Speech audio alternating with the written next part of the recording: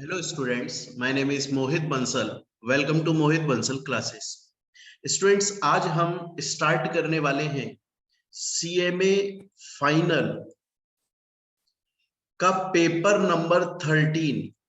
CMA final का paper number 13 जो कि है कॉर्पोरेट लॉज एंड कंप्लायंसेस, उसका सेक्शन बी। मैंने आप लोगों को बताया था कि सीएमए फाइनल का जो पेपर नंबर 13 है कॉर्पोरेट लॉज एंड कंप्लायंसेस, वो 3 सेक्शंस में डिवाइडेड है। पहला है सेक्शन ए जिसमें कंपनीज एक्ट और इंसॉल्वेंसी बैंक्रप्सी कोड पढ़ते हैं। सेकंड वाला जो हमारा आ जाता है उसमें हम अदर कॉर्पोरेट लॉज पढ़ते हैं और बहुत बार इसको अलाइड लॉ के नाम से भी जाना जाता है, अलाइड लॉज के नाम से। तो आज हम स्टार्ट करने वाले हैं हमारा सेक्शन बी। क्लियर ये चीज यहां तक? और इसमें सबसे पहले हम स्टार्ट कर रहे हैं सेबी लॉज एंड रेगुलेशंस। ये आपके स्टडी नोट 2 का पार्ट ए है जिसमें हम पढ़ेंगे कि आखिर सेबी एक्ट क्यों आया और उसके अंदर क्या लिखा हुआ है। आप जब अपना सीएमए फाइनल का मॉड्यूल निकालेंगे तो स्टडी नोट 2 दिया हुआ है, जिस स्टडी नोट 2 में बहुत सारे अलग अलग पार्ट्स दिए हुए हैं। हम पार्ट ए आज पढ़ने वाले हैं, पार्ट ए स्टार्ट करने वाले हैं। आज हम पढ़ेंगे सेबी क्या है, सेबी एक्ट कब आया, उसके ऑब्जेक्टिव्स क्या हैं, उसके फंक्शंस क्या हैं, उसकी पावर्स क्या है, अगर सेबी के ऑर्डर से एग्रीड हो तो किसके, सेबी के बारे में सब कुछ पढ़ने वाले हैं। चलिए अब हम स्टार्ट करते हैं, अब हम हमारा टॉपिक स्टार्ट करते हैं। देखिए सबसे पहला क्वेश्चन आता है स्टूडेंट्स कि आखिर सेबी होता क्या है। तो बहुत ध्यान से देखिएगा, बहुत ही इजी चीज मैं बताने वाला हूं। सेबी जो है ना, उसके शब्दों को आप तोड़ लो एक बार। एस से बन जाता है आपका सिक्योरिटीज। सिक्योरिटीज का मतलब होता है चाहे से shares, debentures, bonds, scripts, derivatives, government securities, money market instruments, capital market instrument, कोई भी जो चीज होती है जिसको खरीदा और बेचा जाता है, ट्रेडिंग जिसकी होती है, आप उसे अलग अलग नाम से पुकारोगे। आप बोलोगे ये शेयर्स है, डिवेंचर्स है, बॉन्ड्स है, डेरिवेटिव्स है, स्क्रिप्ट्स है, गवर्नमेंट सिक्योरिटीज, उससे अच्छा उसे एक नाम से बोल दो, सिक्योरिटीज। ये सभी चीजें इसमें आ जाती हैं। ई से बनता है आपका एक्सचेंज। एक्सचेंज मतलब या तो आप बेच रहे हो या आप खरीद रहे हो। बोर्ड का मतलब आ जाता है ग्रुप ऑफ पर्सन, बहुत सारे लोग बैठकर ये काम कर रहे हैं। और आई का मतलब आ जाता है इंडिया। तो सेबी आखिर है क्या? सेबी एक ऐसा बोर्ड, एक ऐसा ग्रुप ऑफ पर्संस है, वो ये रेगुलेट करते हैं, वो ये कंट्रोल करते हैं, वो ये देखते हैं कि इंडिया में अगर कोई भी पर्सन, इंडिया में अगर कोई भी पर्सन, वो पर्सन इंडिविजुअल भी हो सकता है, मैं या आप, या आर्टिफिशियल भी हो सकता है कंपनी, इंडिया में अगर कोई भी पर्सन शेयर्स को बेच रहा है या शेयर्स को खरीद रहा है, सिक्योरिटीज को बेच रहा है या सिक्योरिटीज को खरीद रहा है, वो सेबी की निगरानी में ये सब काम करेगा, सेबी के कंट्रोल में ये सब काम करेगा, सेबी के अंदर गवर्न होकर ये सब काम करेगा।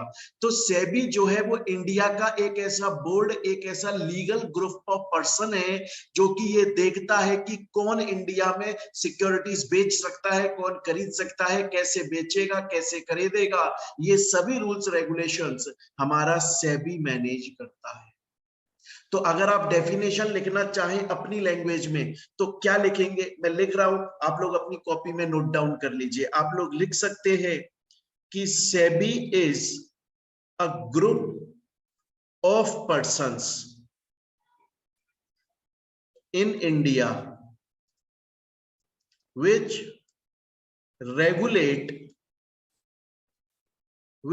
regulate purchase और सेल ऑफ सिक्योरिटीज। आप ये डेफिनेशन लिख सकते हैं सेबी। सेबी एस्टेब्लिश कब हुआ था, सेबी कब आया था? तो डेट याद रख लीजिएगा बच्चों बहुत अच्छे से कि securities and exchange board of India establish हुआ था अप्रैल 1992 में। मैं जब भी ये बात पढ़ाता हूं ना, तो बहुत बार स्टूडेंट ये बोलते हैं कि सर हमने तो ये पढ़ा है कि जो सेबी है वो 1998 में आ गया था। बच्चों सेबी 1988 में आ गया था। 1988 में सेबी का इंट्रोडक्शन बोला गया था, अनाउंस किया गया था कि हम securities and exchange board of India को लाने वाले हैं।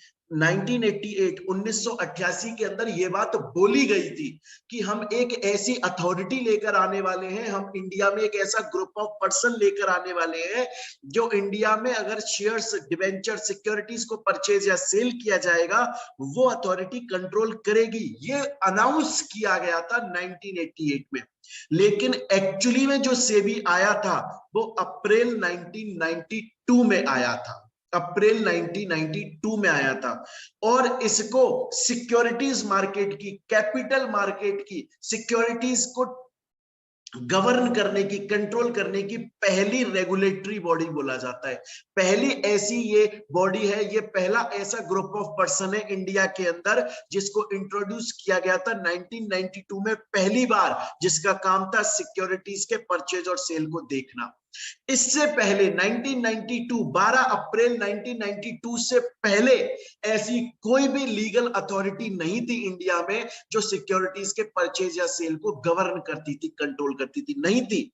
सेबी वो पहली रेगुलेटरी अथॉरिटी थी, लीगल अथॉरिटी थी जिसको गवर्नमेंट ऑफ इंडिया ने बनाया था, सेंट्रल गवर्नमेंट ने बनाया था इंडिया के अंदर सिक्योरिटीज को रेगुलेट करने के लिए, कंट्रोल करने के लिए, कि अगर कोई भी सिक्योरिटीज इंडिया में बेची या खरीदी जाती है सेबी के रूल्स रेगुलेशंस को मान के किया जाएगा। स्टूडेंट बोलता है सर मुझे अभी तक की ये बात समझ में आ गई, मुझे ये समझ में आ गया कि सर सेबी जो है वो एक बोर्ड है, वो एक लीगल ग्रुप ऑफ पर्सन है जिसके अंदर कुछ लोग बैठे होते हैं। इंडिया में अगर सिक्योरिटीज खरीदी या बेची जाती है तो ये ध्यान रखते हैं। और इस सेबी पहली रेगुलेटरी बॉडी थी, इंडिया की कंट्रोल करने वाली बॉडी थी, जिसको सेंट्रल गवर्नमेंट ने सिक्योरिटीज मार्केट के लिए बनाया था। और ये 12 अप्रैल 1992 के अंदर इस्टेब्लिश हो गई थी। सर मुझे तो ये बताइए कि सेबी ये तो बॉडी है ना, ये तो ग्रुप ऑफ पर्सन है, लेकिन सेबी काम कैसे करेगी, किन किन रूल्स रेगुलेशंस को उसे ध्यान में रखना पड़ेगा, ये बात कहां लिखी हुई है? आज अगर सेबी के अंदर सपोज कीजिए 9 लोग अपॉइंटेड हैं, सेबी के अंदर 9 लोग हैं जो काम करते हैं, वो कंपनियों पे निगरानी रखते हैं, लोगों पे निगरानी रखते हैं कि कैसे सिक्योरिटीज खरीदी बेची जाएंगी, कौन से रूल्स रेगुलेशन को ध्यान में रखकर ये सब काम करते हैं? वो रखते हैं सेबी एक्ट 1992।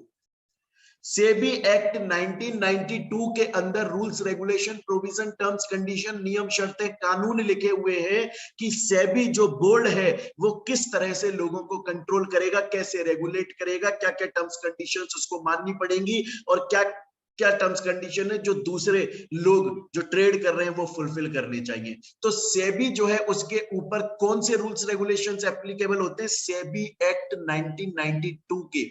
सेबी जो है वो सेबी एक्ट 1992 के अंदर रहकर काम करती है। जैसे एक एनसीएलटी है, आपने कंपनी लॉ में पढ़ा होगा, नेशनल कंपनी लॉ ट्राइब्यूनल, वो कंपनीज एक्ट के अंदर रहकर काम करती है। जैसे हाई कोर्ट है, सुप्रीम कोर्ट है, वो अलग अलग लॉज के, अलग अलग एक्ट के अंदर काम करते हैं। उसी तरह से जो हमारा सेबी बोर्ड है वो सेबी एक्ट के अंदर काम करती है। स्टूडेंट बोलता है सर मुझे 3 बातें समझ में आई हैं, अभी तक मैं रिवाइज कर देता हूं आपको। सबसे पहले आपने मुझको बताया कि सेबी जो है वो एक बोर्ड है, वो एक ग्रुप ऑफ पर्सन है जो कि इंडिया के अंदर बनाया गया है, पहली रेगुलेटरी बॉडी थी जिसको सेंट्रल गवर्नमेंट ने 12 अप्रैल 1992 को बनाया, इंडिया के अंदर सिक्योरिटीज का परचेज या सेल हो रहा है उसको कंट्रोल करने के लिए। और ये किसके अंदर रहकर काम करता है? सेबी एक्ट के अंदर रहकर काम करता है। सेबी एक्ट को भी 1992 में लाया गया था। सर सेबी एक्ट को 1992 में ही क्यों लाया गया? सर सेबी एक्ट को पहले क्यों नहीं लाया गया 1992 से पहले? इसलिए नहीं लाया गया बच्चों, बड़े ध्यान से समझिएगा। देखिए इंडिया में 1991 के अंदर ग्लोबलाइजेशन आया।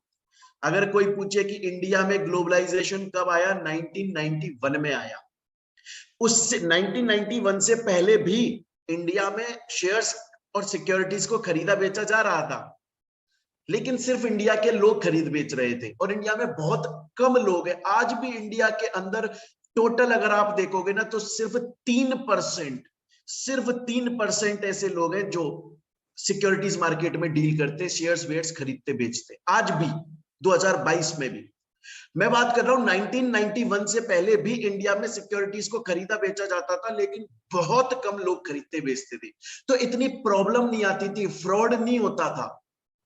लेकिन जब 1991 में ग्लोबलाइजेशन आ गया, बाहर के विदेशों के लोग इंडिया में आ गए, और बाहर के लोग हमारे यहां पर आकर हमारी कंपनीज के शेयर्स परचेज करने लगे, अपने यहाँ के बेचने लगे, तब हमें लगा कि यार ये अंग्रेज तो पढ़े लिखे लोग हैं, ये अंग्रेज तो सिक्योरिटी शेयर्स को बहुत ज्यादा खरीदते बेचते, इनकी देशों इनके कंट्रीज में तो बहुत खरीदा बेचा जाता है। अब ग्लोबलाइजेशन के बाद ये हमारी भारत देश में आ गए, ये तो हमको चूना लगा देंगे, ये तो हमारे साथ में फ्रॉड कर देंगे, ये तो हमको लूट के ले जाएंगे दोबारा से। हमें एक ऐसे एक्ट की जरूरत है, हमें एक ऐसे कानून की जरूरत है जो इन अंग्रेजों के ऊपर, बाहर के लोग जब इंडिया में आकर शेयर्स खरीदेंगे या बेचेंगे, उनके ऊपर कंट्रोल रखेगा, उनके ऊपर कुछ कानून बना देगा, उनके ऊपर कुछ नियम शर्तें बना देगा। इसीलिए कंट्रोल करने के लिए, क्योंकि तब मार्केट बड़ा हो गया था, ग्लोबलाइजेशन के बाद पूरी दुनिया के लोग हमारे यहाँ पर आकर शेयर्स खरीदना बेचना स्टार्ट हो गए थे, मार्केट बड़ा हो गया था। उस वक्त कंट्रोल ऐसे नहीं कर सकते थे, हमें एक प्रॉपर मजबूत कानून की जरूरत थी, इसलिए हम उस वक्त सेबी एक्ट लेकर आए 1992 में। तो अभी तक मैंने क्या पढ़ाया? अभी तक मैंने पढ़ाया सेबी जो है वो securities exchange board of India, 12 अप्रैल 1992 में पहली रेगुलेटरी बॉडी जिसको गवर्नमेंट ऑफ इंडिया ने बनाया था, इंडिया के अंदर सिक्योरिटीज को अगर परचेज या सेल हो रहा है तो कंट्रोल करने के लिए। और ये किसके अंदर रहकर काम करता है? सेबी एक्ट 1992 के अंदर। सेबी एक्ट को 1992 में ही क्यों लाया गया था? इसलिए लाया गया था क्योंकि उससे पहले ग्लोबलाइजेशन नहीं था, तो सिक्योरिटीज को खरीदना बेचना इंडिया के अंदर इंडिया के लोग ही करते थे, और ज्यादा लोग नहीं खरीदते बेचते थे, फ्रॉड नहीं होता था क्योंकि कम लोग थे, पकड़ में आ जाते थे। लेकिन जब ग्लोबलाइजेशन आ गया, बाहर की कंट्रीज इंडिया में आकर ट्रेड करने लगी, तब हमें एक कानून की जरूरत पड़ी, और तब जाकर हम सेबी 1992 लेकर आए। स्टूडेंट बोलता है सर मुझे समझ में आ गया, रिवाइज भी करवा दिया आपने, सब कुछ क्लियर हो गया। मुझे ये बताएं सर आप, सर जब भी कोई एक्ट आता है, चाहे से वो सेबी एक्ट है और चाहे से वो इस दुनिया का कोई भी एक्ट है, जब भी कभी भी कोई भी एक्ट अगर आता है तो सर कुछ ना कुछ ऑब्जेक्टिव्स के साथ, कुछ ना कुछ पर्पस के साथ में आता है। सर ये जब सेबी एक्ट आया 1992 में, जब ये सेबी एक्ट 1992 में आया, क्यों आया, क्या पर्पस था, क्या ऑब्जेक्टिव्स थे? और स्टूडेंट्स हम बहुत ही इंपॉर्टेंट बात अब पढ़ने वाले हैं, बड़े ध्यान से पढ़िएगा। मैंने अभी अभी आपको बताया कि जो इन्वेस्टर्स थे ना हमारे इंडिया के, वो ज्यादा तो नहीं थे, अब बाहर के लोग भी आने लग गए। बाहर के लोग एक तो खरीदते बेचते, उन्हें पता रहता था कब खरीदना है कब बेचना है, पढ़े लिखे लोग थे, एक्सपीरियंस थे। उसके अलावा इंडिया में हमारे बहुत सारे ऐसे लोग थे जो ब्रोकर बनने लग गए, वो लोगों के पास आने लगे, बड़े बड़े धन्ना सेठों के पास में गए, लाला जी के पास में गए और बोले कि आप अपना पैसा इस कंपनी के शेयर में लगा दो, ईयर एंड में आपको बहुत प्रॉफिट होगा। वो लोग लगा देते लालच में आकर, लेकिन ईयर एंड होता तब वो बोलते कि यार अब की बार तो जो है प्रॉफिट नहीं हुआ, आप दोबारा लगा दो, अगली बार प्रॉफिट होगा। लूटते थे। तो ऐसा कोई भी ना करे, कोई भी ऐरा गहरा उठ के ब्रोकर ना बन जाए जिसको नॉलेज ही नहीं है मार्केट की, बल्कि वो बंदा जो क्वालिफाइड है, जिसके पास डिग्री है, जो पढ़ा लिखा है, प्लस सेबी के पास में रजिस्टर है, प्लस सेबी के पास में रजिस्टर है एज ब्रोकर, उसी को ही ब्रोकरिंग करने का काम अलाउ किया जाता था। तो पहला ऑब्जेक्टिव क्या था? हमारे जो इन्वेस्टर्स हैं, जो सिक्योरिटीज के अंदर इन्वेस्ट कर रहे हैं, उनके अधिकारों को प्रोटेक्ट करना, कहीं उनको कोई चूना तो नहीं लगा रहा है, कोई ऐसे बीकॉम पास लड़का या कोई ज्यादा कुछ जानता नहीं है, अनएक्सपीरियंस्ड आदमी, बीकॉम पास तो नहीं बोलूंगा, कोई अनएक्सपीरियंस्ड आदमी जिसको कुछ भी नॉलेज नहीं है वो ब्रोकर बन रहा है, ऐसा नहीं होना चाहिए। पढ़ा लिखा एक्सपीरियंस्ड आदमी बने। इन्वेस्टर के इंटरेस्ट को प्रोटेक्ट करना पहला ऑब्जेक्टिव था सेबी एक्ट का। दूसरा, मैंने आपको बोला तब तक इंडिया के ज्यादा लोग सिक्योरिटीज मार्केट में पैसा लगाते नहीं थे, उन्हें ये रिस्की काम लगता था, उनको लगता था ये तो सट्टा है, इसमें तो बस किस्मत चलती है। उनको नहीं पता था कि इसमें स्टडी भी चलती है, इसमें अगर आपके पास एक्सपीरियंस है तो बहुत अच्छा खासा पैसा आप कमा सकते हो।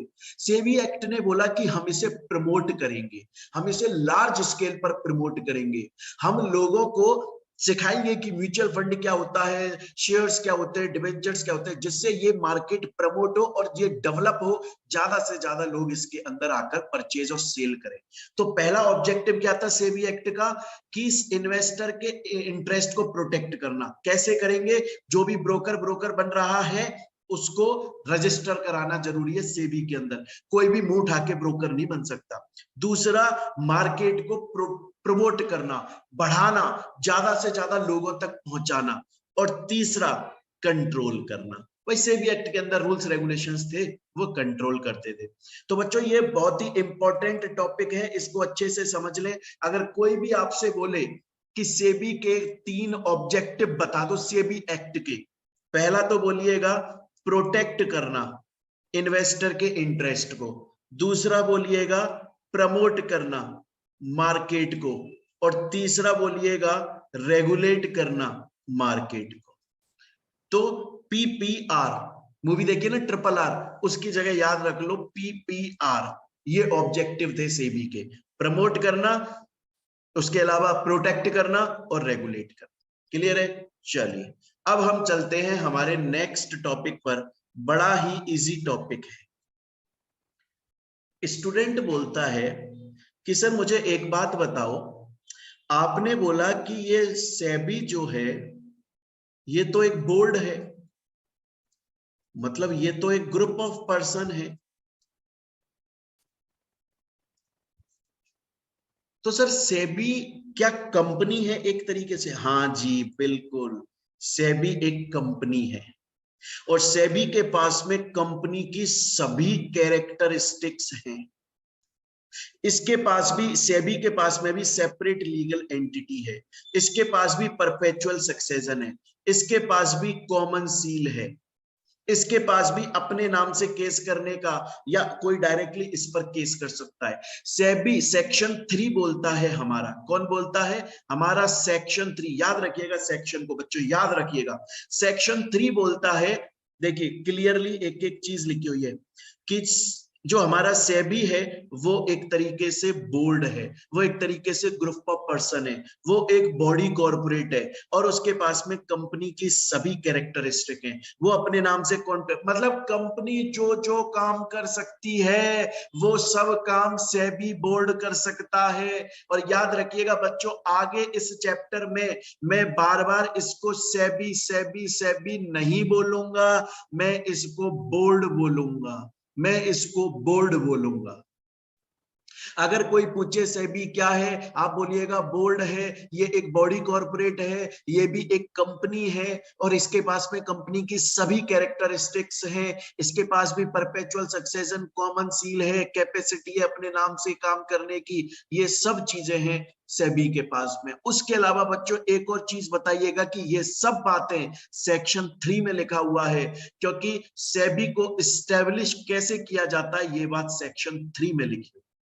स्टूडेंट बोलता है सर मैं समझ गया, अभी तक आपने जो जो पढ़ाया ना उसमें सब समझ गया। देखो बच्चों, रिवाइज बार बार करना जरूरी है। थ्योरी में आप जितना रिवाइज करोगे ना उतना ज्यादा आपको लर्न होगा और उतने लंबे टाइम तक आपको याद रहेगा। इसलिए मेरी आदत है, मैं हर टॉपिक को पढ़ाने के बाद पहले जितने टॉपिक्स पढ़े उनको रिवाइज करता हूं। एक नया टॉपिक पढ़ो, फिर सभी टॉपिक्स को दोबारा रिवाइज करो, फिर एक नया टॉपिक पढ़ो, फिर सभी टॉपिक्स को दोबारा रिवाइज करो। अभी तक क्या पढ़ा? सेबी जो है वो 12 अप्रैल 1992 के अंदर एस्टेब्लिश किया गया, सेंट्रल गवर्नमेंट ने उसको एस्टेब्लिश किया था, इंडिया की पहली रेगुलेटरी बॉडी थी। एक ऐसा ग्रुप ऑफ पर्सन इंडिया के अंदर अगर सिक्योरिटीज का परचेज या सेल हो रहा है, सेबी उसको कंट्रोल करेगा, रेगुलेट करेगा।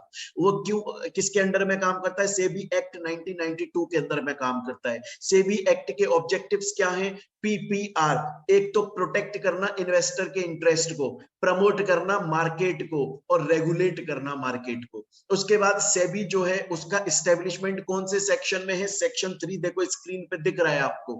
उसके अलावा नेक्स्ट बात, सेबी जो है वो एक बॉडी कॉर्पोरेट है, वो भी एक कंपनी है, और उसके पास भी कंपनी की सभी कैरेक्टरिस्टिक्स होती है। स्टूडेंट बोलता है सर यहां तक मैं समझ गया, लेकिन अब मुझे एक बात बता दो। सर मुझे ये बता दो कि जो सेबी है, securities and exchange board of India, sir इसका हेड ऑफिस कहां पर है? हेड ऑफिस मुंबई में है। हेड ऑफिस मुंबई में है। सर इसका हेड ऑफिस आपने बोला, इसका जो मेन ऑफिस है वो आपने बोला कि मुंबई के अंदर है। क्या सर इसके अदर ऑफिसेज भी हैं? ये तो मेन ऑफिस हो गया, क्या इसके अदर ऑफिसेज भी हैं? यस। कहां कहां है? बहुत सारी जगह है। और सेबी को अगर लगता है फ्यूचर में कभी भी जरूरत लगती है कि यार मेरे अदर ऑफिसेज दिल्ली में है, राजस्थान में है, उत्तर प्रदेश में, जयपुर में, इस जगह पर है, राजस्थान में, मध्य प्रदेश में, अहमदाबाद, गुजरात में, मुझे और अपने अदर ऑफिस खोल लेने चाहिए, तो खोल सकता है। मेन ऑफिस इसका हेड ऑफिस मुंबई में है। उसके अलावा अदर ऑफिसेस जब जब बोर्ड को जरूरत लगे, जब जब उसे लगे मुझे अपने और नए ऑफिस खोलने चाहिए, वो खोल सकता है। देखो इंपॉर्टेंट नोट में दोनों बातें लिखी हुई हैं बच्चों।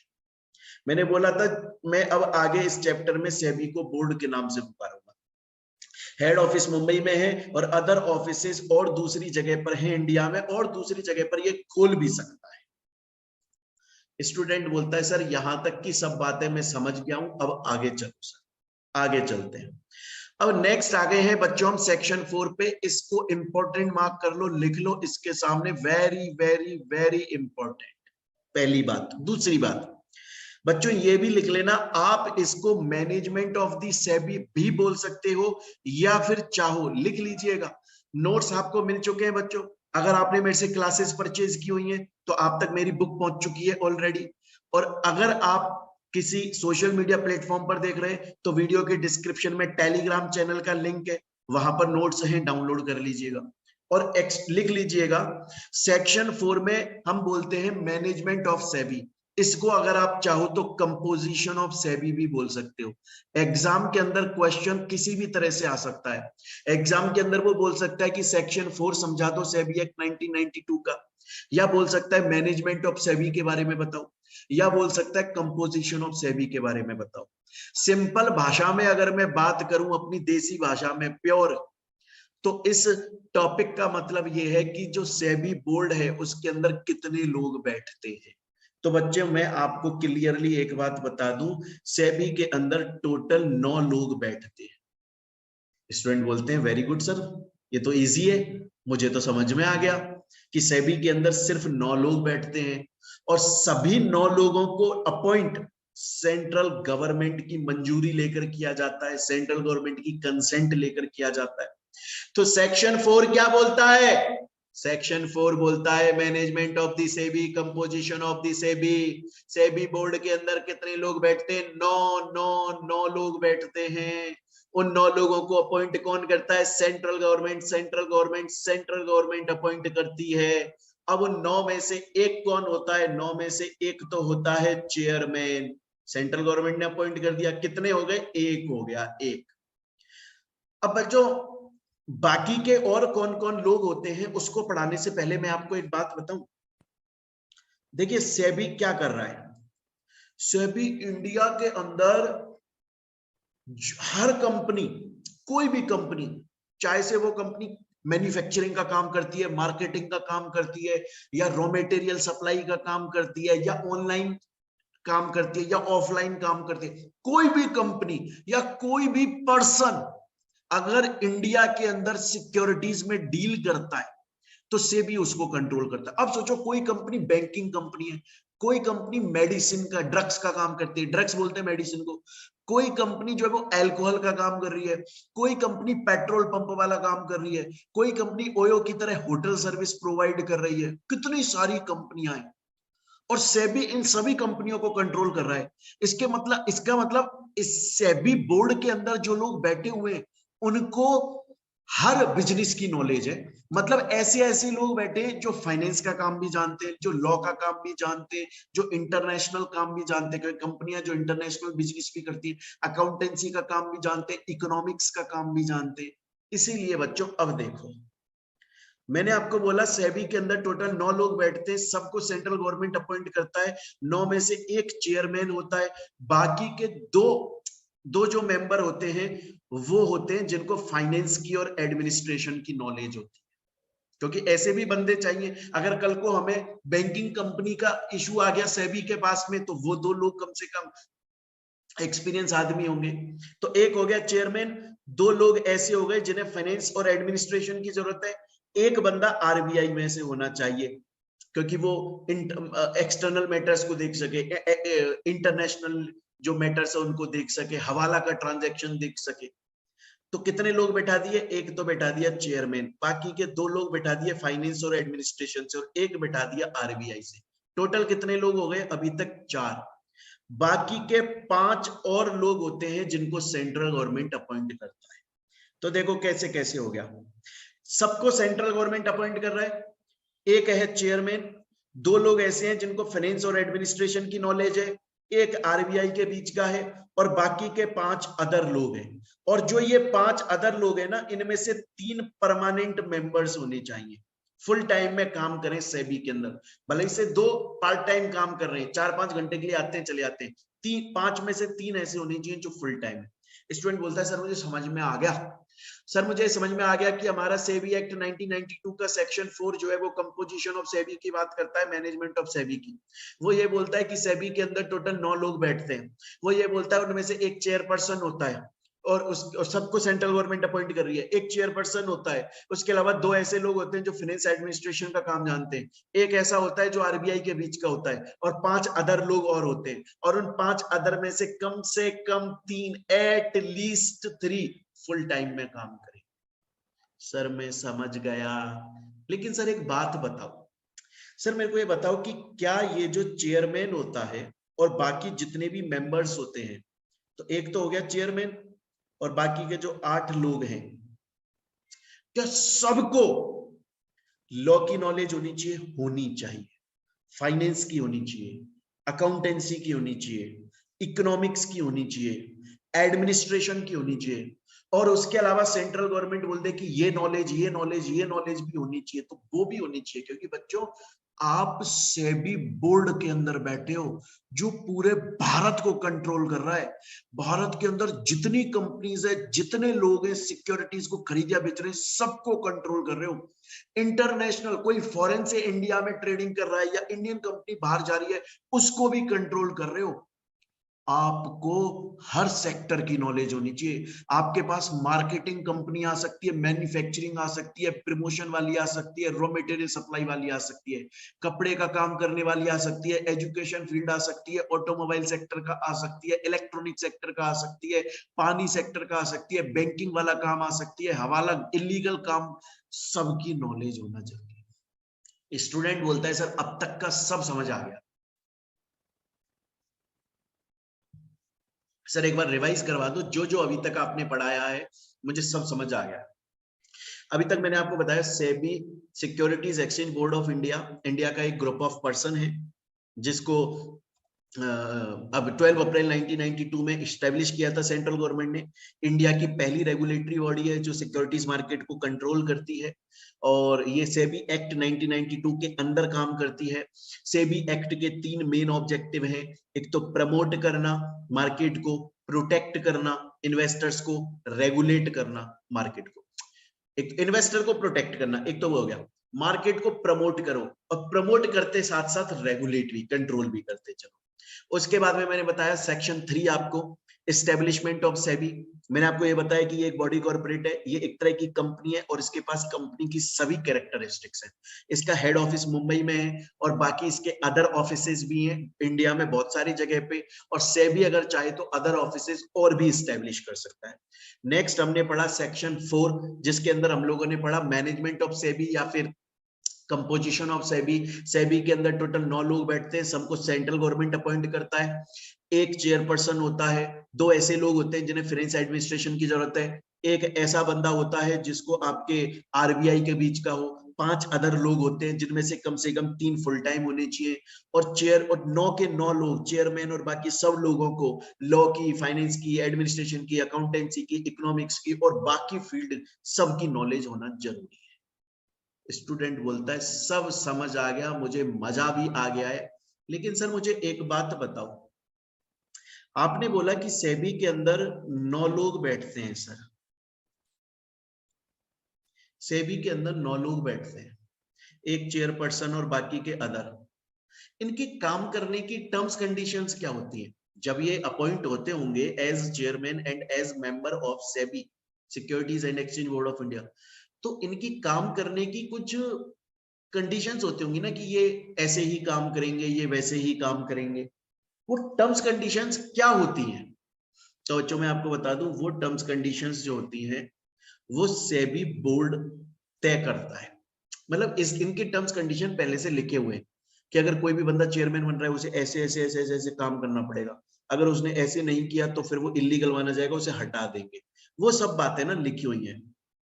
और सेंट्रल गवर्नमेंट के पास में, पता है बच्चों, सेकंड पॉइंट को बहुत अच्छे से पढ़ो आप, बहुत अच्छे से, इंपॉर्टेंट मार्क कर लो इसको, सेंट्रल गवर्नमेंट के पास में पावर रहती है, सेंट्रल गवर्नमेंट के पास में पावर रहती है। अगर सेंट्रल गवर्नमेंट को ये लगता है कि सेबी बोर्ड का चेयरमैन या मेंबर सही से काम नहीं कर रहा है, अगर वो गलत काम कर रहा है, अगर वो टर्म्स कंडीशंस को नहीं मान रहा है, अगर वो रूल्स रेगुलेशंस को नहीं मान रहा है, अगर वो सेबी एक्ट 1992 के प्रोविजंस को नहीं मान रहा है, तो सेंट्रल गवर्नमेंट चेयरमैन या मेंबर जो भी उसको लगता है गलत कर रहा है उसको रिमूव कर सकती है। याद रखिएगा बच्चों, एग्जाम में क्वेश्चन आ चुका है एक बार कि सेबी बोर्ड के चेयरमैन या मेंबर को रिमूव करने की पावर किसके पास में है? याद रखिएगा, सेंट्रल गवर्नमेंट के पास में है। सेंट्रल गवर्नमेंट टर्मिनेट कर सकता है उनकी सर्विसेज को, लेकिन टर्मिनेट करने से पहले सेंट्रल गवर्नमेंट उनको 3 महीने का नोटिस देगा। क्योंकि सोचिए, आज अगर सेंट्रल गवर्नमेंट, आज मैं सेबी बोर्ड का चेयरमैन हूं या मेंबर हूं, आज अगर सेंट्रल गवर्नमेंट ने मुझे रिमूव कर दिया तो मैं तो भूखा मर जाऊंगा, मेरी तो अचानक से नौकरी चली गई यार। इसीलिए सेंट्रल गवर्नमेंट कम से कम 3 महीने पहले मुझको बता देगा। 3 मंथ नोटिस मतलब है जब मुझको नोटिस दिया जाएगा उसके 3 महीने तक मैं रह सकता हूं, और उन 3 महीने में मैं कोई दूसरा जॉब देख लूंगा। और अगर सेंट्रल गवर्नमेंट बोलता है नहीं मैं तो तुम्हें इंस्टेंटली हटा रहा हूं, तो अगले 3 महीने की मुझको सैलरी दे दो, या तो 3 महीने मुझको रख के काम करवा लो और नोटिस दे दो, अगले 3 महीने तक मैं नोटिस पीरियड पे रहूंगा, काम करूंगा, और मुझे अब भी हटा रहे हो तो 3 महीने की मुझको सैलरी दे दो। स्टूडेंट बोलता है मैं समझ गया सर, मैं समझ गया कि सेबी बोर्ड के अंदर जो 9 लोग हैं, चेयरपर्सन, मेंबर, वो टर्म्स कंडीशन जो लिखी हुई है उनके तहत काम करते हैं, अगर नहीं किया तो सेंट्रल गवर्नमेंट हटा सकता है। सेंट्रल गवर्नमेंट जब हटाएगा तो कम से कम 3 महीने पहले का नोटिस देगा, अगर इंस्टेंट हटा रहा है तो 3 महीने की, आगे के 3 महीने की सैलरी मुझको देगा। बोला सर मैं समझ गया, लेकिन एक बात बताओ मुझको। मैंने कहा पूछो। बोला सर ये तो बात हो गई जब चेयरमैन या मेंबर को हटाया जा रहा है, उसको टर्मिनेट किया जा रहा है सेंट्रल गवर्नमेंट के थ्रू। अगर चेयरमैन या मेंबर खुद हटना चाहता है, खुद जाना चाहता है, नहीं करना अब उसे सेबी बोर्ड के अंदर काम, नहीं रहना उसको चेयरमैन या मेंबर, अरे हट सकता है यार, बिल्कुल छोड़ के जा सकता है, बिल्कुल रिजाइन कर सकता है। बस उसे सेंट्रल गवर्नमेंट को यह बात बतानी पड़ेगी, उसे सेंट्रल गवर्नमेंट को नोटिस देना पड़ेगा। सेबी का चेयरमैन या मेंबर अगर छोड़ना चाहता है ऑफिस को, छोड़ सकता है, राइटिंग में नोटिस देना पड़ेगा सेंट्रल गवर्नमेंट को, और उसको भी 3 महीने का नोटिस देना पड़ेगा। वो नोटिस दे दे, अगले 3 महीने तक काम करे और चला जाए। क्योंकि जिस तरह से आपको 3 महीने चाहिए थे अपनी नई जॉब ढूंढने के लिए, उसी तरह से सेंट्रल गवर्नमेंट को भी 3 महीने चाहिए कोई नया बंदा सेबी बोर्ड के अंदर आपकी पोजीशन पे लाने के लिए। चाहे से सेंट्रल गवर्नमेंट आपको रिमूव करे तो भी वो 3 महीने पहले नोटिस देगा या 3 महीने की सैलरी देगा, या फिर आप अपनी मर्जी से रिजाइन करके जा रहे हैं तो भी आपको 3 महीने पहले नोटिस देना पड़ेगा। ये बात हमारा सेक्शन 5 बोलता है, याद रखिएगा बच्चों। स्टूडेंट बोलता है सर मैं समझ गया, आगे चलो। आगे बड़ा ही सिंपल है। सेक्शन 5 में मैंने आपको क्या बताया?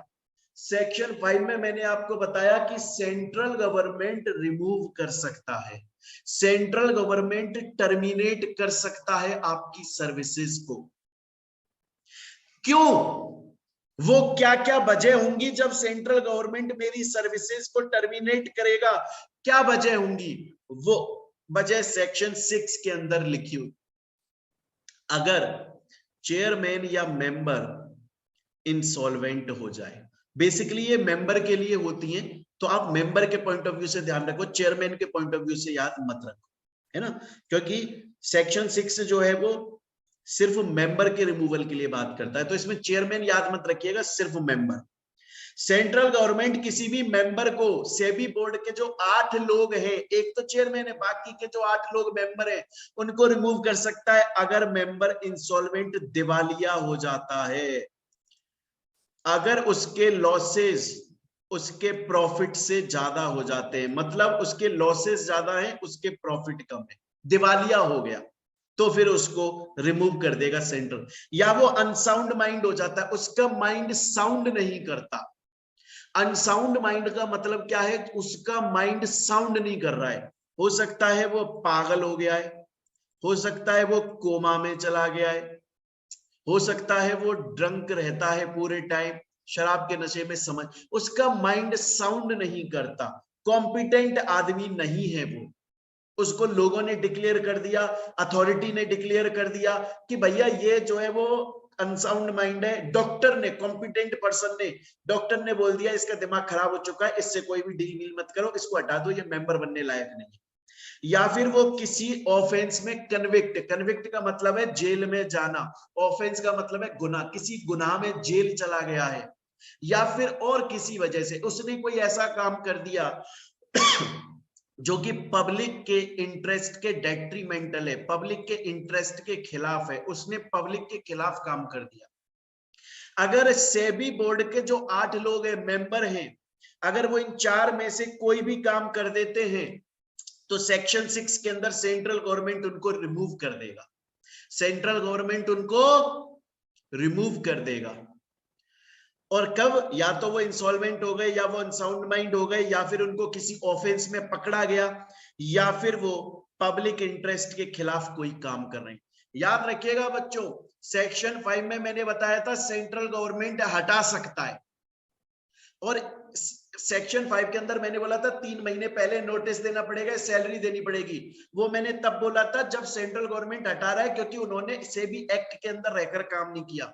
सेक्शन 6 अलग बात कर रहा है, सेक्शन 6 सिर्फ मेंबर पे अप्लाई होता है, और सेक्शन 5 के अंदर जो टर्म्स कंडीशन थी ना, जिनकी वजह से सेंट्रल गवर्नमेंट हटा रहा था, उनके अलावा टर्म्स कंडीशन है सेक्शन 6 की, उनके अलावा है ये, और हटा सकता है सेंट्रल गवर्नमेंट मेंबर को। लेकिन एक बात बताओ यार, सेंट्रल गवर्नमेंट, अगर सेंट्रल गवर्नमेंट को खुद को लगे कि यार सेबी बोर्ड का वो मेंबर अनसाउंड माइंड हो गया, या इंसॉल्वेंट हो गया, या जेल में चला गया, और हटा दे, ये तो सही नहीं है ना। कम से कम सामने वाले व्यक्ति को, आदमी को सफाई पेश करने का मौका तो दिया जाए, एक बार, एटलीस्ट एक बार सफाई पेश करने का मौका तो दिया जाना चाहिए। इसीलिए सेंट्रल गवर्नमेंट अगर कभी भी किसी भी मेंबर को सेक्शन 6 के अंदर रिमूव कर रहा है तो उसे अपॉर्चुनिटी ऑफ बीइंग हर्ड, अपनी सफाई पेश करने का मौका दिया जाएगा। स्टूडेंट बोलता है मैं अब तक सब समझ गया सर, अब तक आपने मुझे जो जो पढ़ाया ना वो सब समझ गया, मैं ये समझ गया कि सेबी जो है वो इंडिया का एक ग्रुप ऑफ पर्सन है जिसको 12 अप्रैल 1992 को सेंट्रल गवर्नमेंट ने बनाया। ये पहली रेगुलेटरी बॉडी है जो इंडिया के अंदर सिक्योरिटीज के परचेज या सेल को कंट्रोल करती है। उसके अलावा सर मैं ये समझ गया ये सेबी एक्ट 1992 के अंदर काम करती है। इसके 3 ऑब्जेक्ट है। पहला, इन्वेस्टर के इंटरेस्ट को प्रोटेक्ट करो। दूसरा, मार्केट को प्रमोट करो। और साथ में रेगुलेट करो। उसके अलावा सेक्शन 3 के एस्टेब्लिशमेंट में मैं समझ गया सेबी एक कंपनी है, ये भी एक बॉडी कॉर्पोरेट है। इसके पास में कंपनी की सभी कैरेक्टरिस्टिक्स है। इसका हेड ऑफिस मुंबई के अंदर है। इसकी बाकी के जो अदर ऑफिसेज है वो इंडिया में बहुत सारी जगह है। और अगर कल को सेबी चाहे तो और भी अदर ऑफिस खोल सकता है। सेक्शन 4 में आपने मुझे कंपोजिशन ऑफ सेबी बताया। टोटल सेबी के अंदर 9 लोग बैठते हैं। सबको सेंट्रल गवर्नमेंट अपॉइंट करता है। उनमें से एक चेयरमैन होता है। 2 ऐसे लोग होते हैं जिन्हें फाइनेंस एडमिनिस्ट्रेशन की जरूरत हो। एक आरबीआई के बीच का बंदा होता है। बाकी के 5 और लोग होते हैं जिनमें से कम 3 फुल टाइम में काम करते हैं। चेयरमैन और बाकी सब मतलब 9 के 9 लोगों को लॉ की, अकाउंटेंसी की, फाइनेंस की, एडमिनिस्ट्रेशन की सबकी नॉलेज होना जरूरी है। सेक्शन 5 में मुझको आपने बताया कि ये जो चेयरमैन और मेंबर होते हैं ये एक्ट के अंदर जो टर्म्स कंडीशन है उनके तहत काम करते हैं।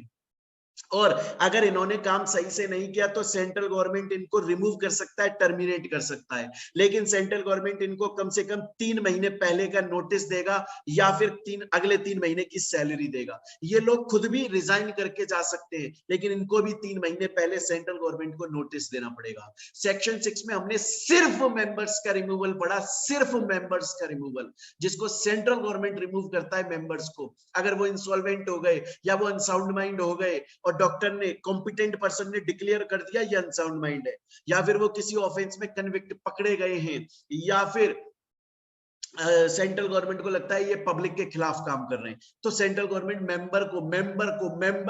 मेंबर को रिमूव कर देगा। लेकिन उन्हें अपॉर्चुनिटी ऑफ बीइंग हर्ड जरूर प्रोवाइड करी जाएगी। सर मुझे यहां तक अभी तक सब कुछ समझ में आ गया, आगे चल।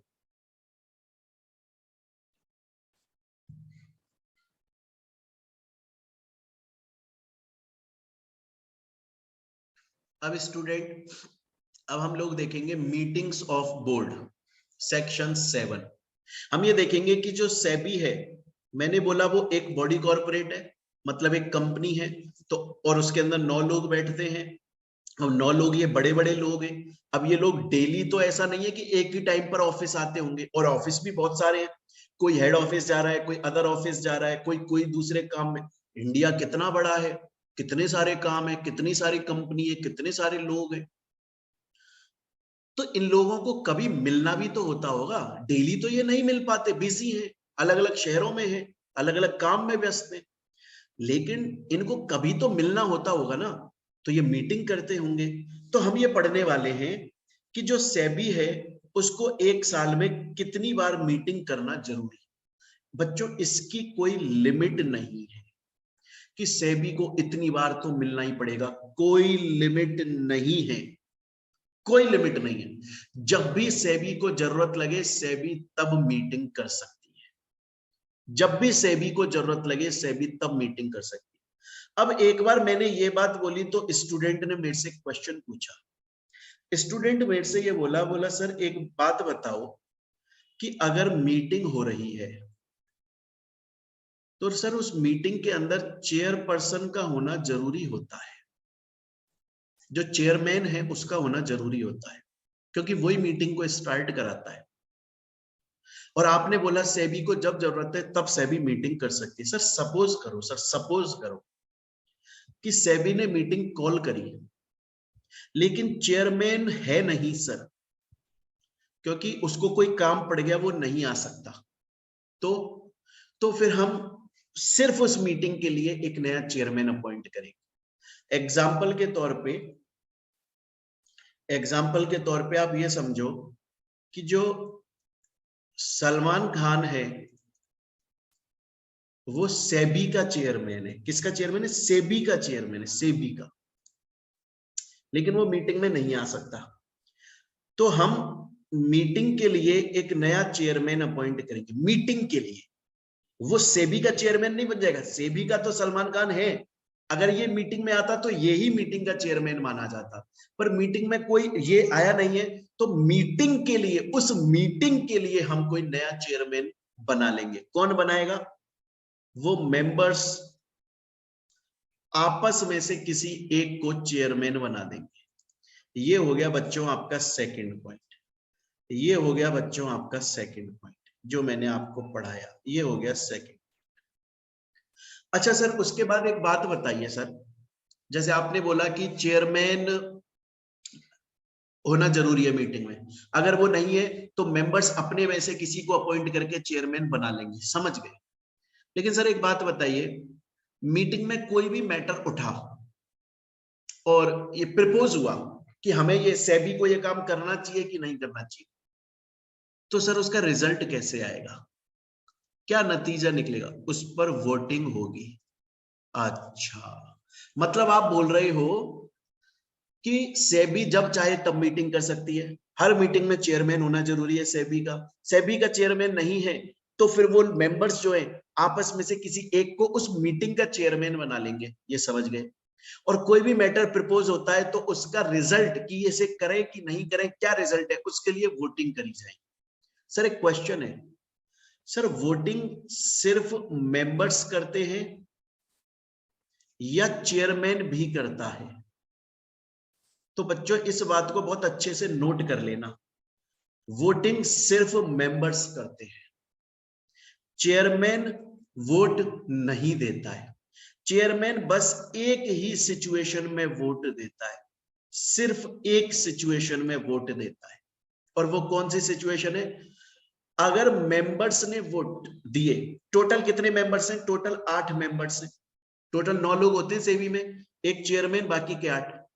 सपोज करो कि अगर वोट ऐसे दिए कि 4 फेवर में 4 अगेंस्ट में, मतलब टाई हो रहा है वोट, जितने फेवर में आए हैं उतने अगेंस्ट में आए, सिर्फ इस सिचुएशन में चेयरमैन अपनी वोट कास्ट करता है। इसे casting of vote by chairman बोलते हैं कि आज चेयरमैन अपनी वोट कास्ट करेगा, क्योंकि मेंबर्स ने जो वोटिंग करी है जितना फेवर में है उतना अगेंस्ट में टाई हो रहा है ये मैच। अरे मेरी बात सुनिए, अदरवाइज चेयरमैन वोट नहीं देता, सिर्फ मेंबर्स वोट देते हैं, सिर्फ मेंबर्स वोट देते हैं। चेयरमैन सिर्फ तब वोट देता है जब मेंबर्स ने जो वोट दी है वो जितनी फेवर में है उतनी अगेंस्ट में, सिर्फ तब वोट देता है। चलो सर मैं समझ गया। तो सर अभी तक मैं समझ गया कि सेबी को जब जरूरत लगे मीटिंग कर सकती है, चेयरमैन का आना जरूरी है, चेयरमैन नहीं है तो मेंबर्स खुद में से किसी को चेयरमैन बना लेंगे। कोई भी मैटर अगर रिजल्ट पाना है तो वोटिंग करी जाएगी, वोटिंग मेंबर्स करेंगे।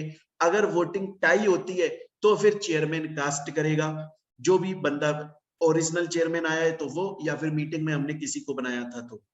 क्लियर है सर, हम यहां तक तीनों पॉइंट समझ चुके हैं, तीनों पॉइंट हमने पढ़ लिए। लेकिन सर एक क्वेश्चन है मेरा, मैंने कहा बोलो।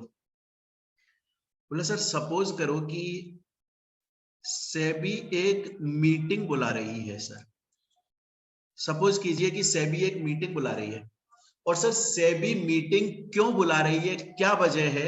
सेबी सर इसलिए मीटिंग बुला रही है क्योंकि सेबी को ये डिस्कस करना है कि रिलायंस कंपनी सही कर रही है कि नहीं कर रही है, रिलायंस कंपनी से रिलेटेड कोई मैटर डिस्कस करना है सेबी को, इसलिए।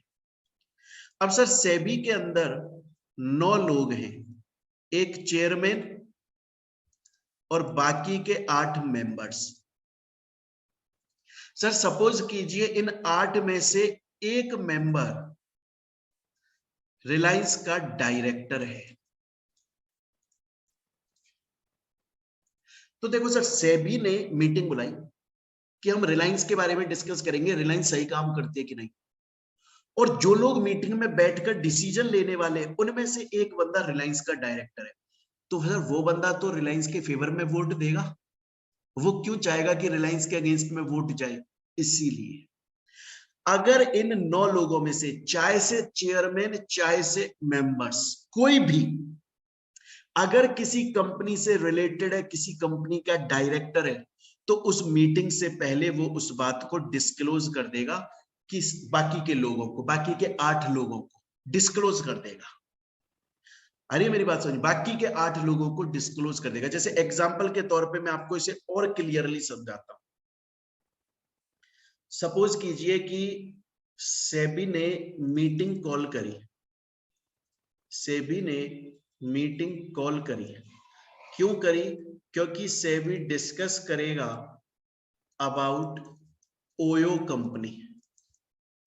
अब मेंबर है एक, वन मेंबर किसका? ऑफ सेबी, वो डायरेक्टर है ओयो का।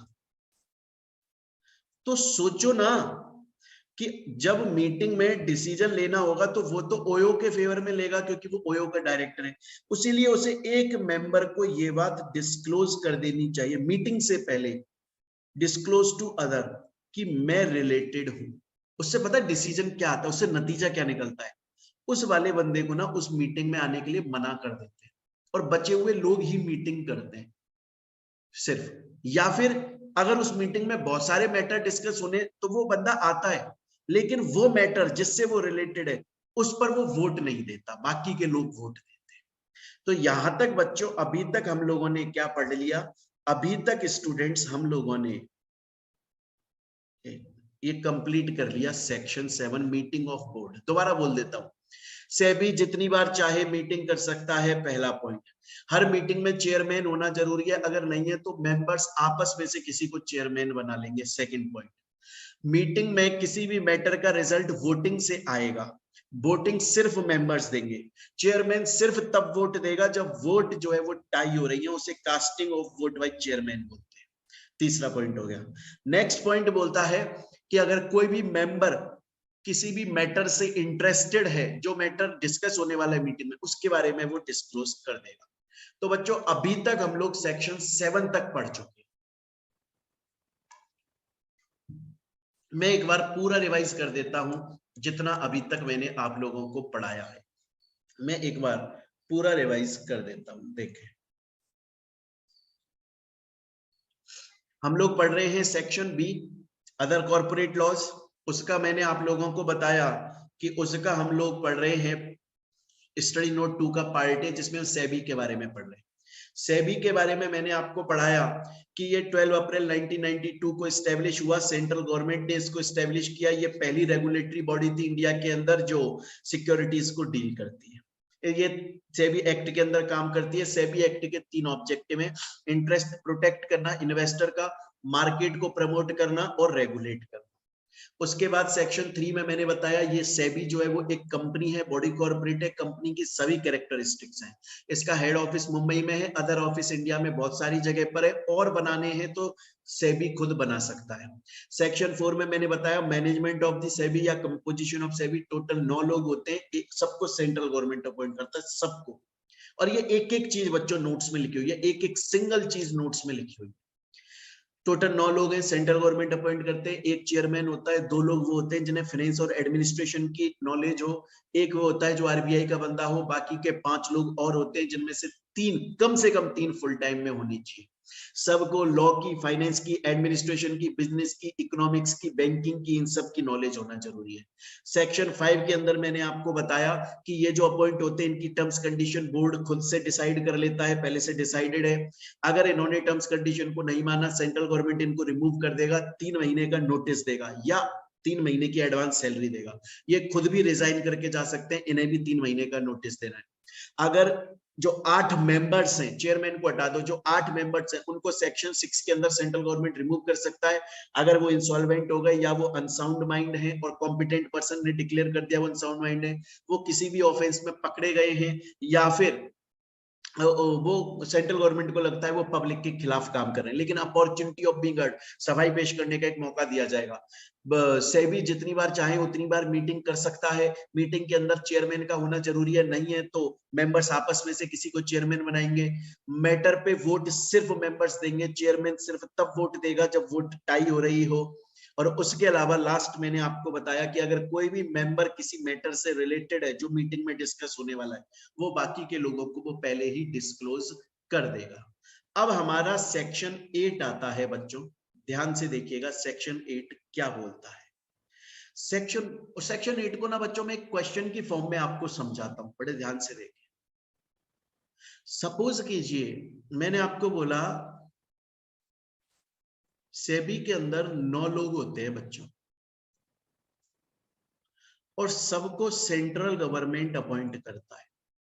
सपोज करो किसी गलत आदमी को अपॉइंट कर लिया गया, गलत पर्सन अपॉइंटेड। गलतियां हो जाती हैं भाई। सेबी ने पूछा होगा कि आपकी क्वालिफिकेशन दिखाओ, आपका आधार कार्ड, पैन कार्ड, आपकी पुरानी हिस्ट्री दिखाओ। इतना शातिर आदमी कि उसने अपना पूरा सब कुछ बदल दिया, हिस्ट्री बदल दी। फ्रॉड था, पता ही नहीं लगा, बाद में फ्यूचर में पता लग रहा है।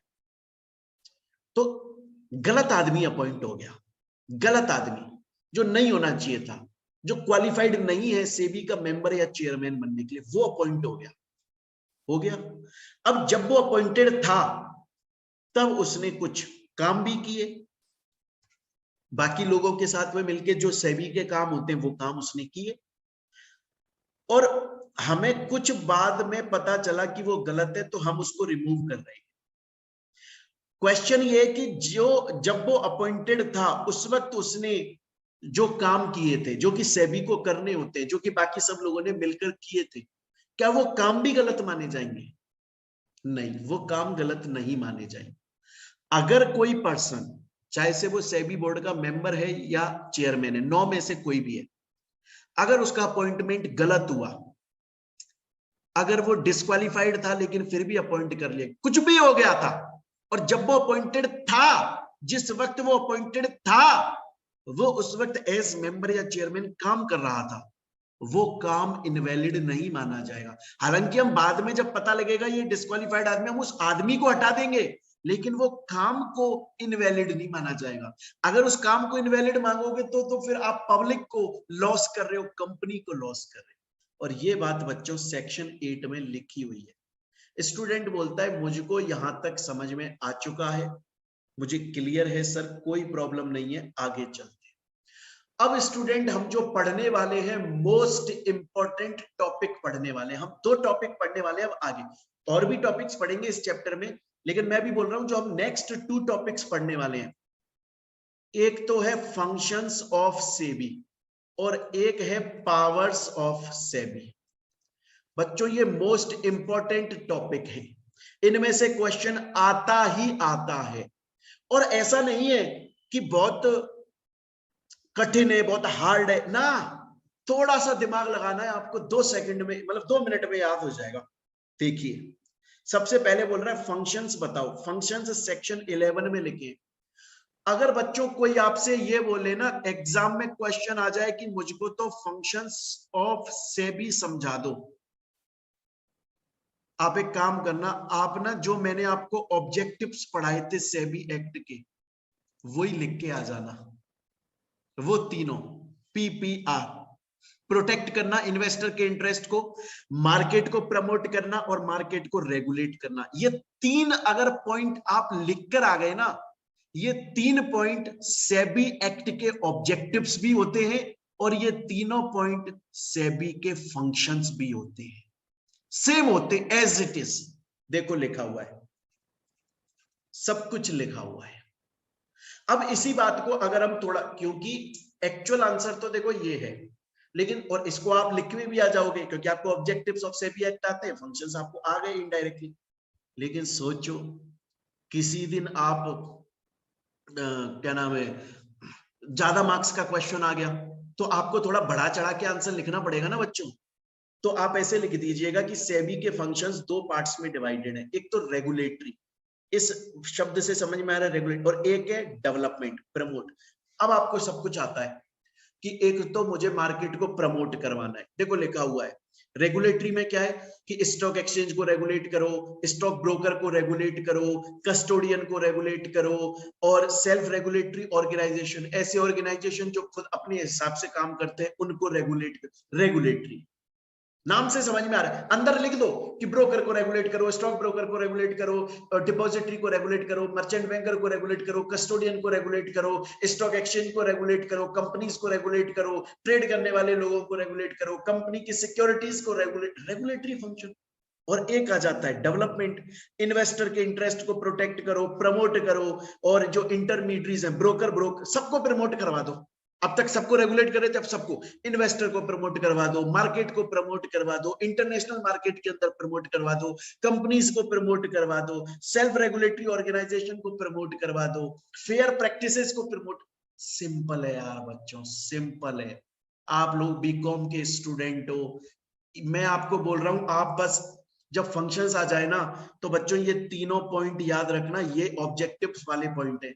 उसके बाद में बस आप ये लिख देना कि सेबी के फंक्शंस रेगुलेटरी होते हैं और डेवलपमेंट होते हैं। अब रेगुलेटरी में खुद ही रेगुलेट करवाओ, स्टॉक एक्सचेंज को रेगुलेट करवाओ, कंपनीज को रेगुलेट करवाओ, ब्रोकर्स को रेगुलेट करवाओ, ट्रेडर्स को रेगुलेट करवाओ, सेल्फ रेगुलेटरी ऑर्गेनाइजेशन को रेगुलेट करवाओ, और इन सबको प्रमोट भी करवा दो डेवलपमेंट फंक्शन में। सेम है यार, कोई हार्ड थोड़ी है। अब हम चलते हैं बच्चों पावर्स पे। बच्चों पावर्स, सेबी की पावर समझने के लिए आप मेरी बात को ध्यान से समझिए। मैं एक कहानी सुनाना चाहता हूं बच्चों, कहानी। ये कहानी जैसे ही आपको समझ में आई ना, पावर सेबी की समझ में आ जाएगी। मेरे से बहुत बार स्टूडेंट बोलते हैं सर सेबी की पावर्स याद करना तो बड़ा डिफिकल्ट है। मैं बोलता हूं सबसे इजी है। एक छोटी सी कहानी है और बहुत ही प्यारी। अगर आप हिंदी मूवीज देखते हो ना, पुराने से लेके आज तक की, आपको मैं बोल रहा हूं पावर्स अपने आप आ जाएंगी। सोचिए, सेबी को डाउट हुआ, सेबी को डाउट हुआ कि यार कोई कंपनी, कोई भी कंपनी सोच लो, या कोई भी पर्सन कुछ गलत कर रहा है, तो सेबी के पास, तो सेबी क्या करेगा? स्टेप बाय स्टेप चल रहा है, स्टेप बाय स्टेप। आज सेबी को ये लगा कि यार कोई कुछ गलत कर रहा है, या तो कंपनी गलत कर रही है या कोई पर्सन गलत कर रहा है। सेबी क्या करेगा? सेबी पहला काम वहां पर इंस्पेक्शन करेगा, ऊपर ऊपर का इंस्पेक्शन करेगा थोड़ा सा, कि यार इन पे थोड़ी सी नजर रख लो। उसके बाद में अगर उसे लगता है कि हाँ मुझे जरूरत है, तो वो उनसे उनके डॉक्यूमेंट्स मंगवा लेगा कि लाओ अपने डॉक्यूमेंट्स। अभी मैंने आपका ऊपर ऊपर से थोड़ा सा इंस्पेक्शन किया, लेकिन मुझे मजा नहीं आया, मुझे लग रहा है थोड़ा सा और डिटेल में जाऊं, अपने डॉक्यूमेंट्स दे दो, चेक करूंगा। अगर उन डॉक्यूमेंट्स को चेक करके सेबी को लगा कि यार ये तो सच में फ्रॉड कर रहे हैं, तो फिर वो कंपनी के अंदर इन्वेस्टिगेशन टीम भेज के इन्वेस्टिगेशन करवा लेगा। तो आप सोचिए, आप पुलिस, अगर आप सोचिए आप पुलिस वाले हैं, आपके सामने कोई गुनहगार खड़ा है, क्रिमिनल खड़ा है, आप क्या करोगे? पहले ऊपर ऊपर से उसको चेक करोगे, फिर आपको ज्यादा लगेगा तो आप उसके कपड़ों को चेक करोगे, डॉक्यूमेंट्स मंगवा लोगे, कपड़े वपड़े चेक करोगे। फिर आपको ज्यादा लगेगा आप उसके घर में जाके इन्वेस्टिगेशन करोगे, तो यहाँ पे इन्वेस्टिगेशन हो जाएगा। उसके बाद में आपको लगा कि हाँ ये सच में गलत कर रहा है, तो आप डायरेक्शन दोगे कि गलत मत करो, तुम गलत कर रहे हो, अब मत करना, अब मैं तुम्हें ऑर्डर दे रहा हूं। अगर आपको ये लगता है, सेबी को ये लगता है, तो देखो बच्चों यहां तक की कहानी हुई कि सेबी को अगर डाउट है तो सबसे पहले इंस्पेक्शन कर लेगा, डॉक्यूमेंट्स मंगवा लेगा, फिर उसके बाद अंदर जाकर इन्वेस्टिगेशन कर लेगा, गलत लगा तो डायरेक्शन दे देगा। और अगर सेबी को ये लगा कि यार इस पूरे सिक्योरिटीज मार्केट में हजारों तरह के शेयर्स खरीदे बेचे जा रहे हैं, लेकिन सिर्फ एक टाइप की सिक्योरिटी से रिलेटेड फ्रॉड हो रहा है, बाकी 999 सिक्योरिटी से रिलेटेड कोई फ्रॉड नहीं है, सिर्फ एक टाइप की सिक्योरिटी से रिलेटेड फ्रॉड है, तो फिर उस केस में सेबी सिर्फ उस पर्टिकुलर सिक्योरिटी को सस्पेंड कर देगा। या फिर सेबी को लगता है कि कोई पर्टिकुलर पर्सन फ्रॉड कर रहा है, तो उसको सस्पेंड कर देगा। तो सेबी ने क्या क्या किया, खुद से सोचो, अपने दिमाग से सोचो कि सेबी को अगर किसी पर्सन पे या कंपनी पे डाउट हुआ तो ऊपर ऊपर से इंस्पेक्शन करेगा, ज्यादा हुआ तो डॉक्यूमेंट्स मंगवा लेगा। जैसे सिविल कोर्ट के पास में पावर होती है ना कि आओ मेरे को डॉक्यूमेंट्स दिखाओ, तो पावर एज सिविल कोर्ट कि आओ डॉक्यूमेंट्स दिखाओ। फिर ज्यादा अगर शक हुआ तो इन्वेस्टिगेशन करवा लेगा कंपनी के अंदर, घर के अंदर। फिर उसके बाद में अगर लगा गलत कर रहा है तो डायरेक्शन दे देगा। फिर अगर लगा कि यार एक पर्टिकुलर सिक्योरिटी से रिलेटेड फ्रॉड है तो उसको सस्पेंड कर देगा। अगर पर्टिकुलर पर्सन या कंपनी से रिलेटेड फ्रॉड है उसको सस्पेंड कर देगा। और अगर सेबी को लगेगा कि मैं इसको कितनी बार डायरेक्शन दे चुका हूं, गलत मत कर, गलत मत कर, गलत मत कर, मत कर फ्रॉड, मत कर फ्रॉड, मानता नहीं है, तो फिर अब की बार मैं इस पे पेनल्टी लगा देता हूं। खत्म यार। आप सेबी हो, आप क्या करो, आप अपने माइंड में सोचो, आप सेबी हो, आपके सामने कंपनी या पर्सन खड़ा है, ऊपर ऊपर से इंस्पेक्शन करो, ज्यादा है तो डॉक्यूमेंट्स मंगा लो, ज्यादा है तो इन्वेस्टिगेशन कर लो, गलत लगे तो डायरेक्शन दे दो, कोई पर्टिकुलर सिक्योरिटी देखे उसे सस्पेंड कर दो, पर्टिकुलर कंपनी या पर्सन देखे उसे सस्पेंड कर दो। अगर लोग फिर भी नहीं मान रहे हैं, फ्रॉड कर रहे हैं, पेनल्टी लगाओ। बाकी ये हो गई मेन चीज। बाकी तो फिर अदर पावर्स है, वो तो आप पढ़ोगे, वो तो अब ना भी पढ़ो तो भी आप लिख कर आ सकते हो। तो स्टूडेंट्स ये होती हैं पावर्स ऑफ सेबी।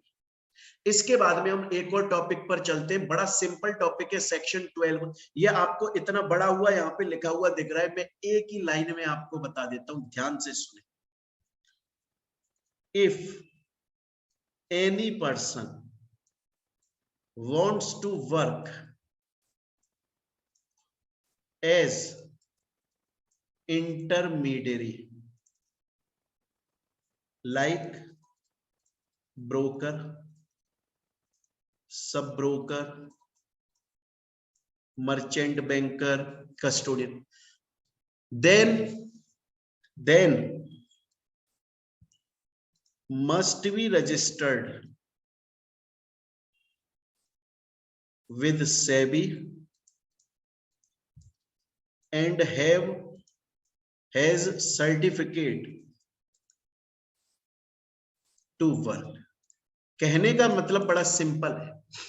अगर आज मैं सिक्योरिटीज मार्केट में इंटरमीडियरी बनना चाहता हूं, इंटरमीडियरी का मतलब बीच का ब्रोकर, कि कोई बड़ा आदमी होगा, मैं उस कोई भी इंसान होगा, मैं उससे बोलूंगा कि मैं आपका ब्रोकर बन जाता हूं, आपके ब्याज पे कंपनीज के शेयर्स खरीदूंगा, बेचूंगा, प्रॉफिट होगा तो आपको दे दूंगा, लॉस होगा तो बता दूंगा। इंटरमीडियरी बन रहा हूं।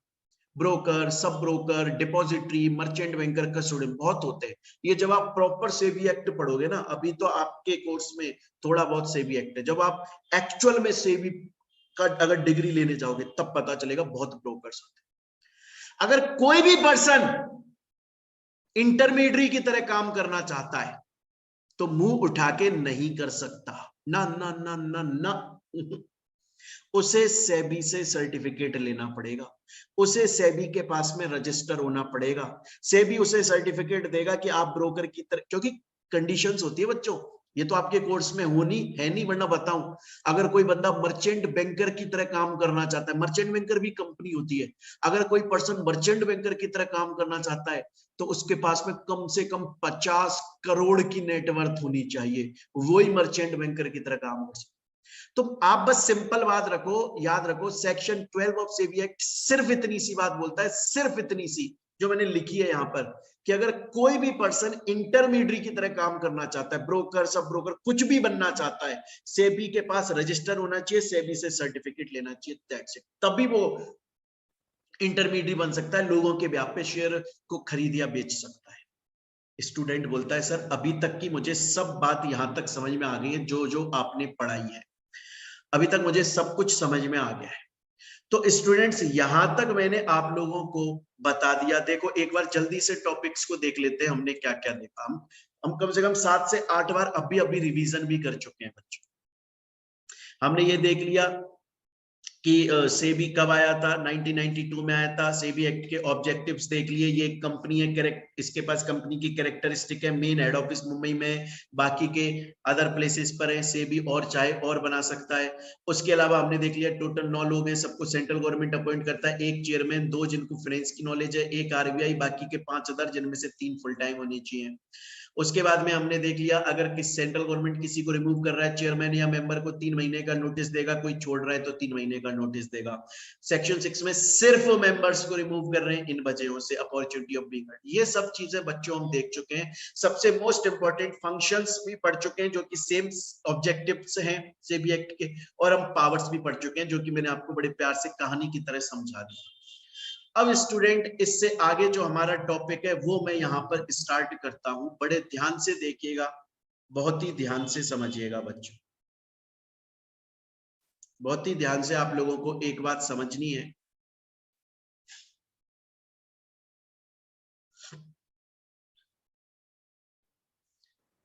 अब देखिए स्टूडेंट्स, एक इंपॉर्टेंट टॉपिक आता है, मैं ये नहीं बोलूंगा कि ये टॉपिक इंपॉर्टेंट नहीं है, बिल्कुल इंपॉर्टेंट है, बिल्कुल इंपॉर्टेंट है। एक तो हमें पढ़ना है पेनल्टीज, पहले हमें ये पढ़ना है, एडजुडिकेशन को अभी छोड़ दे, पेनल्टीज।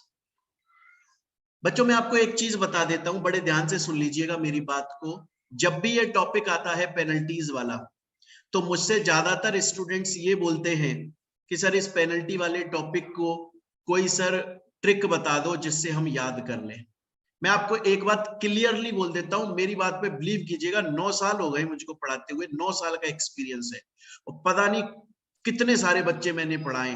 इवन आपका मैं ये बता दूं कि जो आज तक का यंगेस्ट सीएमए है इंडिया का, वो मेरे से पढ़ा हुआ है।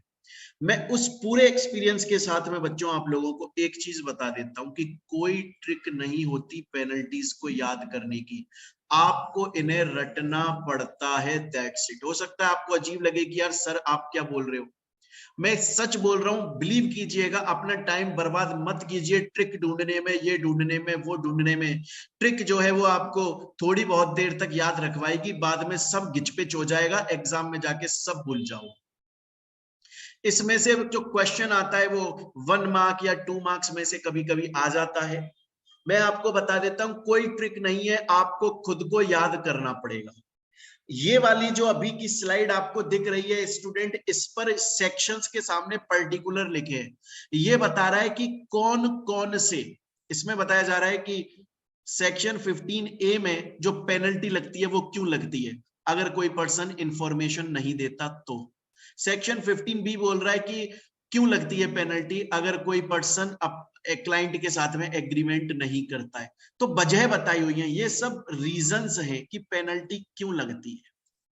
कौन से सेक्शन में लगती है वो ये रही, कितनी लगती है वो आगे वाली स्लाइड में है, ये बच्चों आपको रटना पड़ेगा। अब क्वेश्चन ये आता है कि क्या सर हमें ये सब पढ़नी जरूरी है। अब देखिए मैं आपकी जगह अगर होता तो मैं इनको छोड़ देता, मैं अपनी बात कर रहा हूं, मैं छोड़ देता, क्योंकि मुझे लगता है इनमें से क्वेश्चन जो आता है ना, जो मैंने अभी तक देखा है प्रीवियस ईयर के क्वेश्चंस, ज्यादातर 1 मार्क का क्वेश्चन है। तो मुझे कॉस्ट बेनिफिट कहीं नहीं दिखता कि इनको रटते रहो, टाइम बर्बाद करते रहो और 1 मार्क लेकर आओ, मुझे बेनिफिट नजर नहीं आता। आप चाहें तो आप जरूर पढ़ सकते हैं, सब कुछ दिया हुआ है, एक एक चीज टोटल अमेंडेड है, टोटल नहीं है, कुछ भी पुराना नहीं है। लेकिन कोई ट्रिक नहीं है, ना ही इसमें मुझे कुछ समझाने की जरूरत है, ये सिर्फ आपको रटना है, सिर्फ आपको मेमोराइज करना है, दैट्स इट, बात खत्म। और ये मैं अपने पूरे एक्सपीरियंस के साथ में ऑफिशियली बोल रहा हूं। हाँ बस मैं आपको ये बोल देता हूं कि एक ये जो पेनल्टी है, बस इसको थोड़ा सा आप याद रख लो, इस पे इंपॉर्टेंट मार्क कर लो, दैट्स इट। क्योंकि ये इनसाइडर ट्रेडिंग इंपॉर्टेंट चीज होती है। ये क्या होता है समझ लो, इनसाइडर ट्रेडिंग का मतलब होता है कंपनी की वो इंफॉर्मेशन जो अभी तक अनपब्लिश्ड है, जो अभी तक अनपब्लिश्ड है, मतलब कंपनी ने खुद ने उसको पब्लिश नहीं किया, लेकिन वो सेंसिटिव इंफॉर्मेशन है। मतलब ऐसी इंफॉर्मेशन है कि अगर वो लीक हो गई तो उस कंपनी के शेयर्स स्टॉक एक्सचेंज पे, इस कंपनी के शेयर्स की प्राइस बढ़ने और घटने लग जाएगी। एग्जाम्पल के तौर पर सपोज कीजिए रिलायंस कंपनी डिविडेंड देने वाली है एजीएम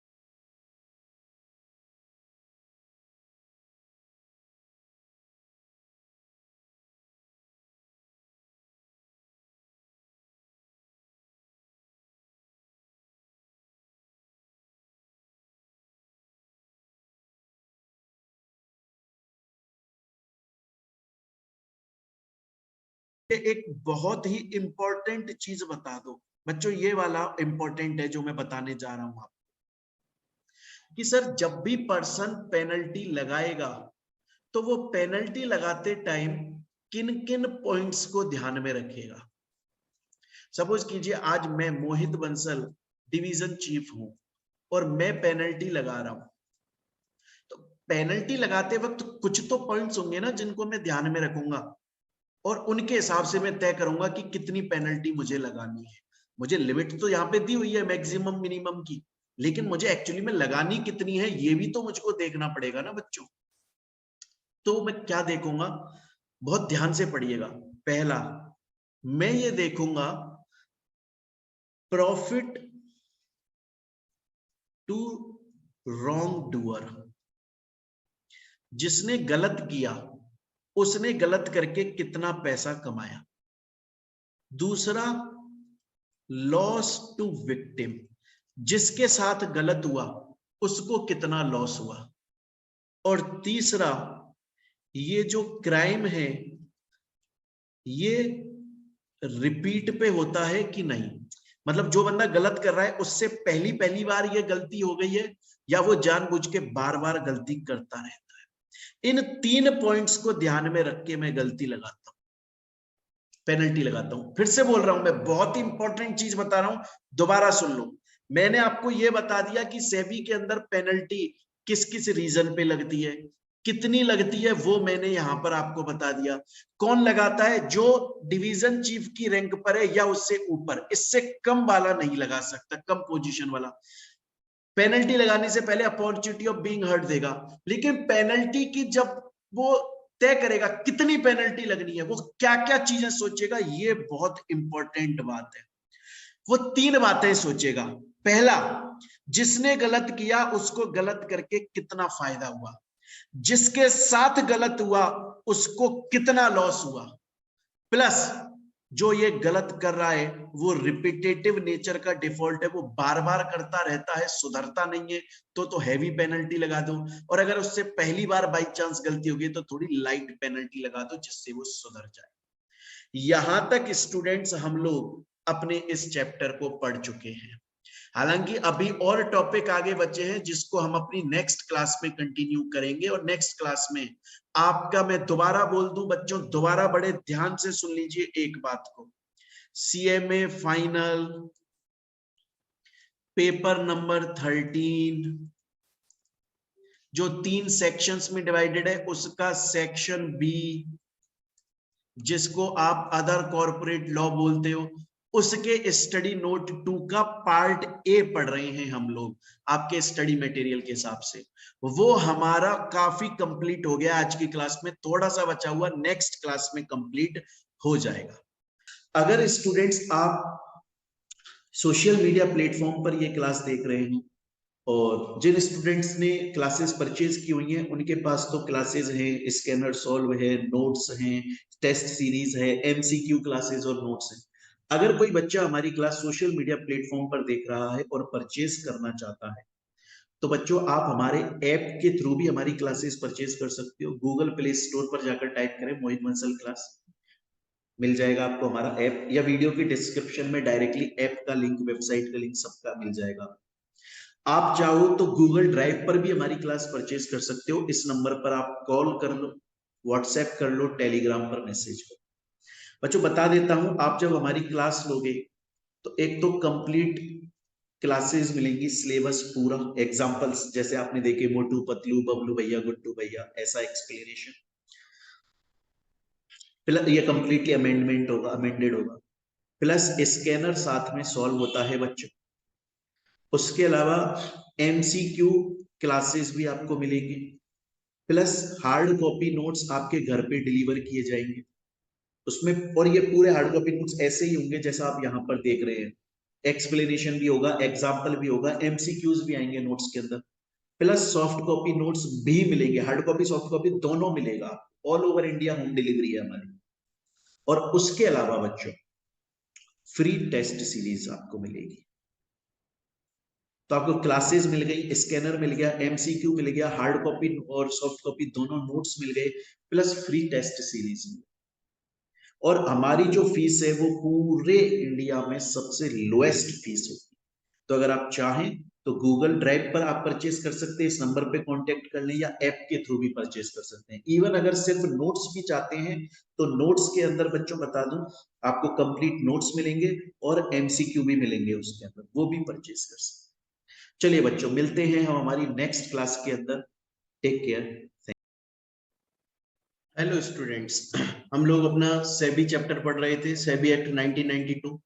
और इससे पहली वाली जो क्लास थी, इसकी जो फर्स्ट क्लास थी, फर्स्ट पार्ट था, उसमें हम लोगों ने पढ़ लिया था कि सेबी क्या है, सेबी एक्ट 1992 में क्या आया था, क्यों आया था, सेबी एक्ट के ऑब्जेक्टिव्स क्या हैं, सेबी की पावर, सेबी के फंक्शंस, पेनल्टी किस किस रीजन की वजह से लगती है, कितनी पेनल्टी लग सकती है, पेनल्टी कौन लगाएगा, मैंने बताया था डिवीजन चीफ बताएगा, वो सब हम यहाँ तक पढ़ चुके थे। अब हम आगे कंटिन्यू करते हैं और हमारा टॉपिक है आज का सिक्योरिटीज एपिलेट ट्राइब्यूनल। तो बहुत ध्यान से समझेंगे इस टॉपिक को, बहुत ही इंपॉर्टेंट है ये। देखें आप लोग, सबसे पहला क्वेश्चन ये आता है कि सिक्योरिटीज एपिलेट ट्राइब्यूनल आखिर है क्या। ये जो सेट है सिक्योरिटीज एपिलेट ट्राइब्यूनल, इसको हम शॉर्ट में